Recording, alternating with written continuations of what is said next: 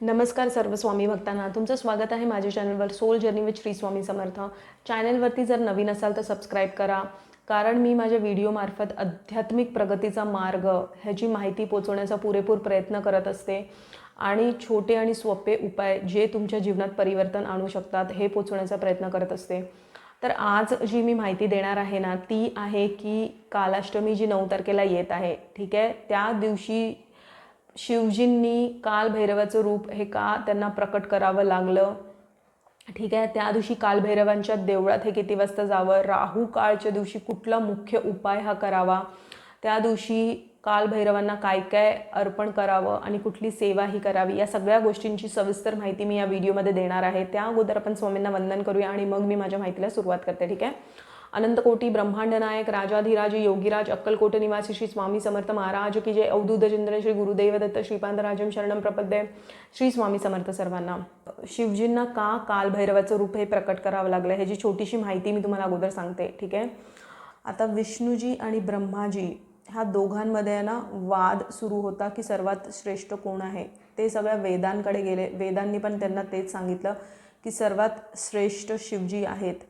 त्यावरती ब्रह्माजी हसू लागले आणि मग तिथे शिवजी प्रकट झाले. शिवजींनी बघितलं की ब्रह्माजी खूप अहंकारात आहेत आणि शिवजींनी कालभैरवांचं रूप हे प्रकट केलं. कालभैरवांनी त्यांचं 5वं डोकं हे धडपासून वेगळं केलं.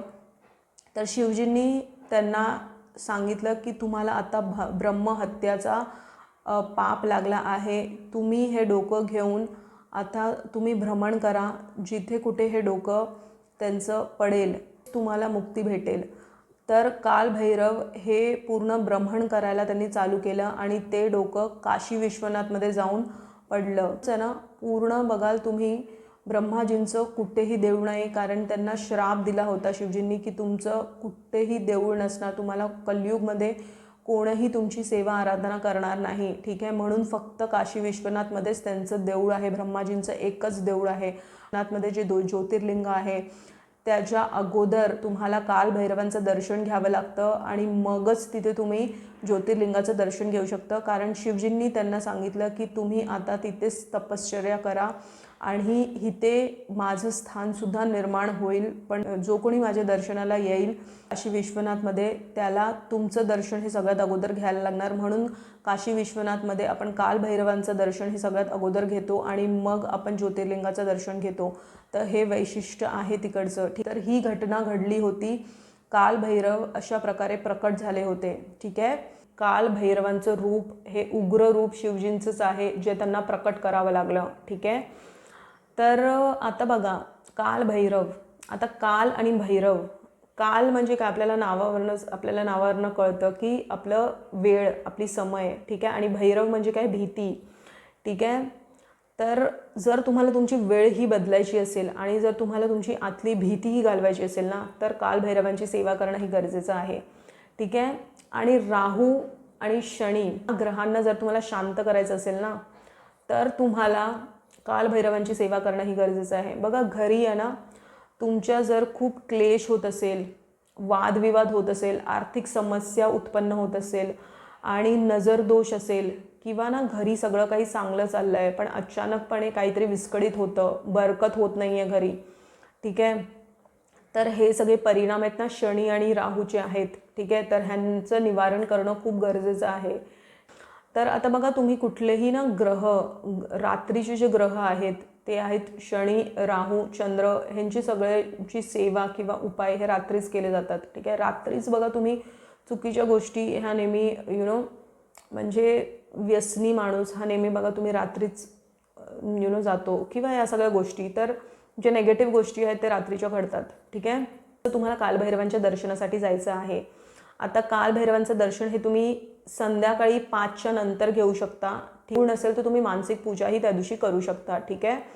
आणि सकाळी 6 तारखेपर्यंत 7 वाजेपर्यंत ही वेळ आहे, ठीक आहे. तर तुम्हाला नाही जमलं तर तुम्ही दुसऱ्या दिवशी सकाळी जा, ठीक आहे. 6च्या आसपास तर देऊळ उघडतात, तर तुम्ही सकाळीही जाऊ शकता 10 तारखेला. जर तुम्हाला 9 तारखेला जमलं नाही तर म्हणजे 10 तारखेला 7 वाजेपर्यंतची वेळ आहे, ठीक आहे. तर तुम्ही 9 तारखेला 5 वाजल्यापासून ते 10 पर्यंत त्यांचं तुम्ही दर्शन घेऊ शकता देवळात जाऊन. ठीक आहे. तसं तर हर हफ्त्याला तुम्हाला शनिवारी जर तुमचं खूप सारे अडचणी आहेत तर त्यांना काय काय अर्पण केलं पाहिजे. ठीक आहे. बघा, मोहरीचं तेल ह्याचा दिवा तुम्ही तिथे लावा. ठीक आहे.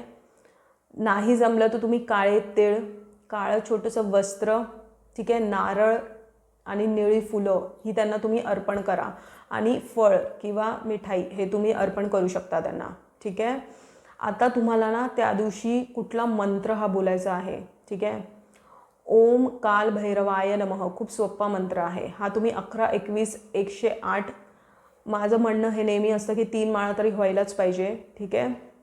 ह्याच्या व्यतिरिक्त काळ भैरव अष्टक हे खूप खूप खूप महत्त्वाचं आहे. हे रोजच वाचलं किंवा ऐकलं पाहिजे. ठीक आहे. आणि हे संध्याकाळीच केलं पाहिजे 7च्या नंतर. ठीक आहे. तुम्हाला त्या दिवशी राहू काळमध्ये काळ्या कुत्र्यांना बिस्किट, चपाती किंवा बघा त्यांचं रेडीमेड पॅकेट येतं खाण्याचं, ते तुम्ही त्यांना खाऊ घालू शकता. राहू काळमध्ये, राहू काळ हा त्या दिवशी प्रत्येक पंचांगानुसार वेगवेगळा आहे, पण त्या दिवशी 8:30 ते 10, 1.5 तासाचा राहू काळ असतो. तर तुम्ही त्या दिवशी तुम्ही ते त्यांना खायला घालू शकता. ठीक आहे.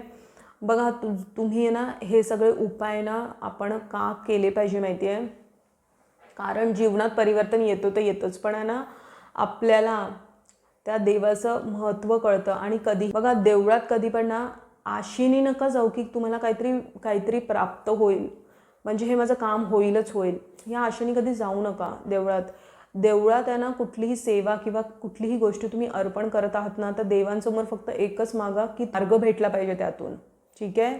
बघा, अडीअडचणी येणारच, आयुष्य आहे. आयुष्य हे कधीही एकदम सरळ जाणार नाही. मानव जीवन हे आपल्याला त्यासाठीच भेटलेलं आहे की आपण कर्मा इथे रिलीज करत आहोत. ठीक आहे.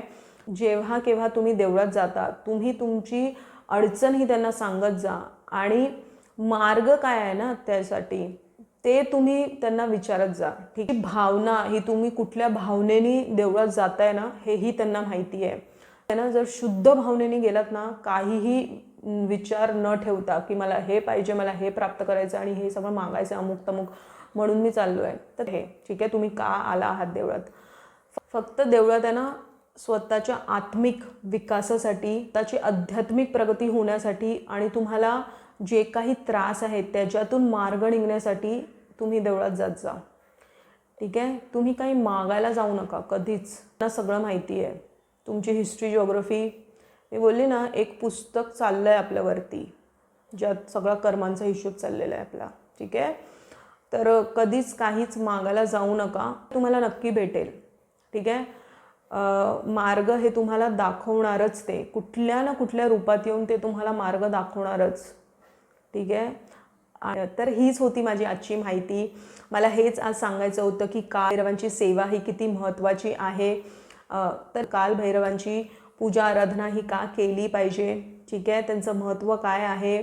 जर तुम्हाला ही माहिती आवडली असेल तर प्लीज माझ्या चॅनलला सबस्क्राईब करा. स्वस्थ राहा, स्वामींच्या नामात आपलं मन रमवून राहा आणि कोटी कोटी धन्यवाद हा व्हिडिओ बघितल्याबद्दल.